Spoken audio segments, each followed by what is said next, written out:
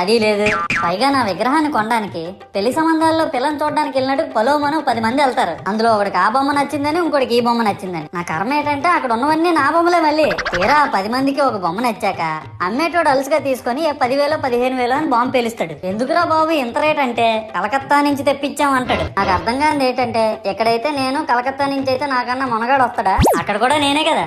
ఇలా నన్ను బజార్లో పెట్టి బేరం ఆడి నా మొహానికి ముసుగేసి వ్యాన్ ఎక్కిస్తారు. ఆ వ్యాన్ డ్రైవర్ గాడు నేను ఉన్నానని కూడా చూడకుండా ఏదో ఆలోచించుకుంటూ డ్రైవ్ చేస్తా గతకల్లో గబ్బి గుబ్బి అని తించేసి నా కాల్లో చెయ్యి ఎరగొట్టేస్తాడు. ఈ విషయం చందాలు ఇచ్చిన చిన్నోళ్ళకి తెలిస్తే మళ్ళీ ఇరిగిపోయిన బొమ్మ పెట్టకూడదని ఏ బొమ్మ రాసి కవర్ చేసేస్తారు. సరేలే జరిగిందేదో జరిగింది, నా భక్తులే కదా, కూల్ బ్రో అని చిల్లయ్యే లోపు నన్ను పందిర్లో పెట్టి ముసుగు తీసి నాకన్నా పొడుగున్నే సౌండ్ బాక్సులు 2 నా చెవులు పక్కన పెట్టి డీజే గణేష్ బ్రో అని చెప్పి నా పాటలను కూనీ చేస్తారు. సరేలే పిల్లలు కదా, ఇప్పుడు కాకపోతే ఎప్పుడు ఎంజాయ్ చేస్తారు, కాసేపట్లో పూజ స్టార్ట్ చేస్తారని వెయిట్ చేస్తా ఉంటే ఆ 5 రూపాయల వ్రతకల్పన బుక్ చూస్తే